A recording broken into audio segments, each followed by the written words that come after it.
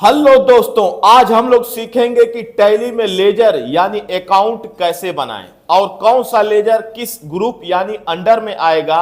ये बहुत ही आसान तरीके से मैं आपको बताऊंगा। तो फ्रेंड्स शुरू करते हैं।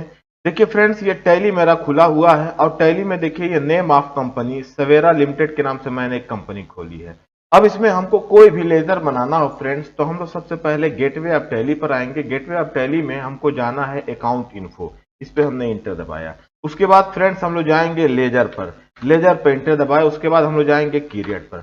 अब आपको फ्रेंड्स मैं आपको बता दूं कि इसमें कैश और प्रॉफिट एंड लॉस दो लेजर पहले से बने होते हैं, इन दोनों का लेजर नहीं हम लोग बनाते हैं। अब यहाँ पे फ्रेंड देखिए लेजर क्रिएशन, लेजर क्रिएशन में सबसे पहले आप लेजर का नाम देंगे। उसके बाद इंपॉर्टेंट होता है अंडर, आई मीन ग्रुप। तो जैसे मैंने सैलरी का लेजर बनाया, सैलरी एक वेतन, और इसका हमने इंटर दबा करके अंडर आई मीन ग्रुप। तो फ्रेंड्स यही ग्रुप हम लोग पहचानना सीखेंगे कि किस लेजर को किस ग्रुप में रखा जाएगा। ये ग्रुप पहचानने का तरीका मैं आपको बताऊंगा फ्रेंड्स, क्योंकि गलतियां यहीं पर होती हैं। यहीं अगर गलत हो गया तो आपकी एंट्री नहीं हो पाएगी फ्रेंड्स। तो उसके लिए फ्रेंड्स हमें दूसरे इंटरफेस पर, दूसरे डिस्प्ले पर आना पड़ेगा। यहां पर मैं आपको स्टेप बाय स्टेप बता रहा हूं फ्रेंड्स। जैसे पहला ग्रुप हमारा हो जाएगा लेजर का इनडायरेक्ट एक्सपेंसेस। इसके अंतर्गत फ्रेंड्स कंपनी के सभी अप्रत्यक्ष खर्चे,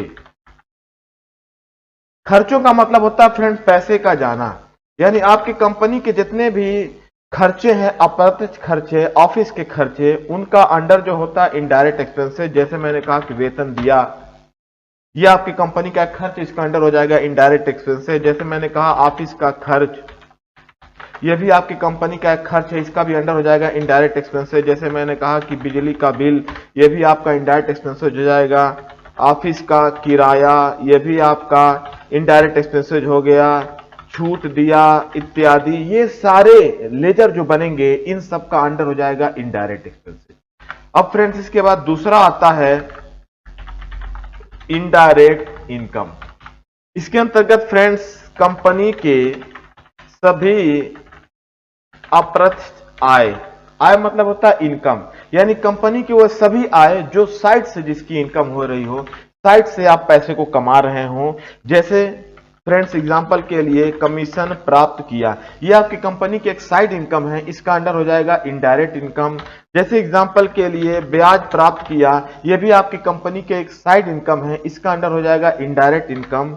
जैसे रेंट प्राप्त किया, यह भी आपकी कंपनी की एक साइड इनकम है, इसका भी अंडर हो जाएगा इनडायरेक्ट इनकम। और जैसे मैंने कहा कि छूट प्राप्त किया, यह भी एक साइड इनकम है, इसका भी अंडर हो जाएगा इनडायरेक्ट इनकम इत्यादि। अगला हम लोग स्टार्ट करते हैं। अगला हम लोग बताते हैं कि direct income. Direct income company के वह सभी डायरेक्ट इनकम प्रत्यक्ष आय, कंपनी के सभी प्रत्यक्ष आय जो डायरेक्ट इनकम हो रही हो फ्रेंड्स। जैसे एग्जांपल के लिए मान लेते हैं कि कोई कोचिंग सेंटर है, कोई कंप्यूटर इंस्टीट्यूट है, कोई शिक्षण संस्थान है और उसमें फीस प्राप्त हुआ, तो ये फीस उस शिक्षण संस्थान की एक डायरेक्ट इनकम है। तो जब ये फीस का हम लेजर बनाएंगे तो इसका अंडर देंगे इनडायरेक्ट इनकम। दूसरा फ्रेंड्स मान लेते हैं कि कोई शॉप है, मोबाइल रिपेयरिंग की कोई शॉप है और मोबाइल रिपेयरिंग करते समय मोबाइल रिपेयरिंग की आपको चार्ज प्राप्त हुआ, तो ये मोबाइल रिपेयरिंग का जो चार्ज आपको प्राप्त हो रहा फ्रेंड, ये भी उस मोबाइल शॉप की एक डायरेक्ट इनकम है, तो इसका अंडर आप दे देंगे डायरेक्ट इनकम। अब फ्रेंड्स अगला हम बताते हैं, अगला लेजर हमारा है बैंक अकाउंट। यानी बैंक अकाउंट ये ऐसा ग्रुप है जिसके अंतर्गत आपके सभी बैंक, कंपनी के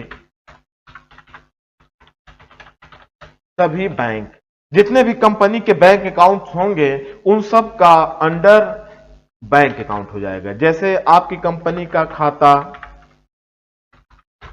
एसबीआई बैंक में है, तो एसबीआई बैंक का जो अंडर होगा बैंक अकाउंट होगा। जैसे एचडीएफसी बैंक में है, उसका अंडर हो जाएगा बैंक अकाउंट। जैसे एक्सिस बैंक में है, उसका अंडर हो जाएगा बैंक अकाउंट। जितने भी आपकी कंपनी के बैंक अकाउंट होंगे, बैंक होंगे, उनका अंडर हो जाएगा बैंक अकाउंट, यानी कंपनी के सभी बैंक।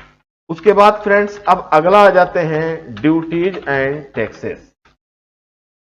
इसके अंतर्गत फ्रेंड्स कंपनी के सभी टैक्स, कंपनी के सभी टैक्स यानी आपके कंपनी के जितने भी टैक्स होंगे उन सब का अंडर हो जाएगा ड्यूटीज एंड टैक्सेस। जैसे एग्जांपल के लिए फ्रेंड जीएसटी, जीएसटी तो सभी लोग जानते हैं, जीएसटी एक प्रकार का टैक्स होता है और इसका अंडर होगा duties and taxes.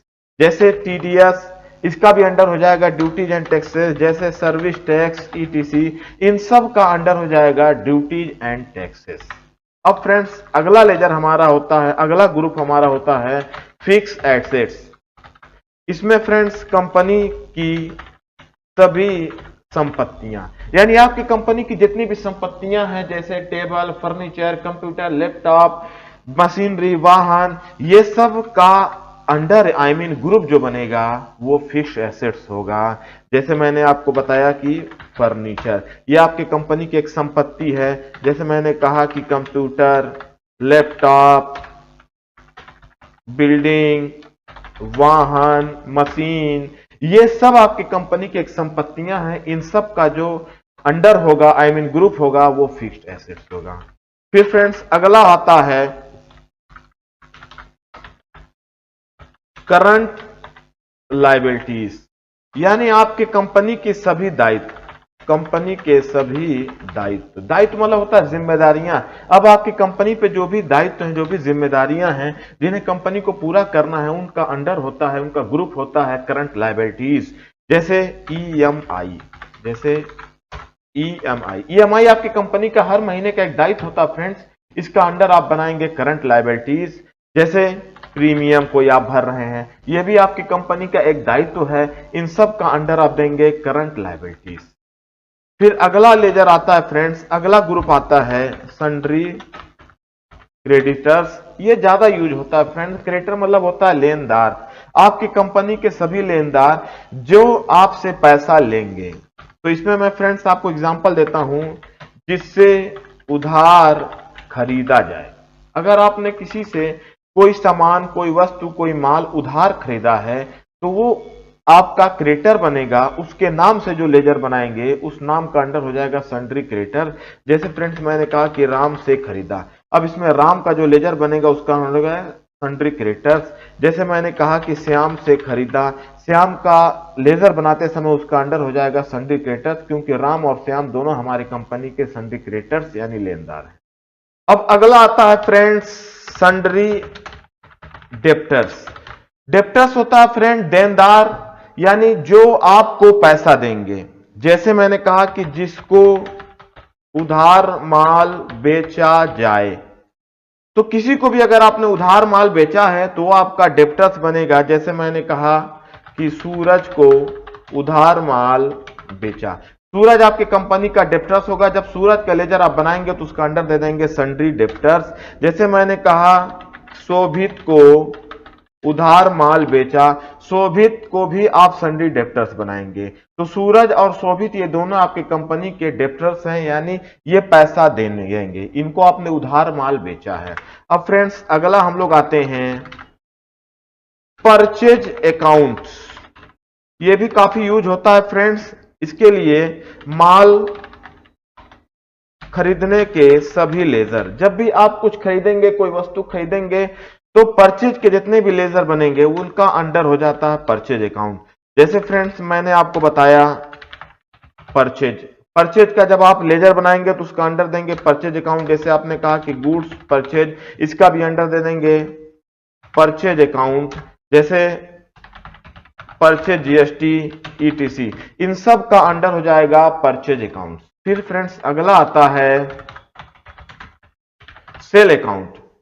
Sale account होता है फ्रेंड्स माल बेचने के सभी लेजर, यानी जब भी आप कुछ बेचेंगे तो उसका अंडर आप दे देंगे सेल। जैसे सेल हो गया, सेल का अंडर हो जाएगा सेल अकाउंट। जैसे गुड्स सेल, इसका भी अंडर हो जाएगा सेल अकाउंट। जैसे आपने लिख दिया सेल जीएसटी, ईटीसी, इन सब का अंडर हो जाएगा सेल अकाउंट। फिर फ्रेंड्स अगला आता है इन्वेस्टमेंट,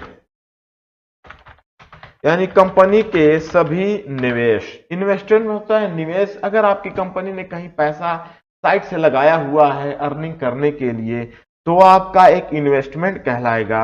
जैसे एग्जांपल के लिए फ्रेंड्स, म्यूचुअल फंड,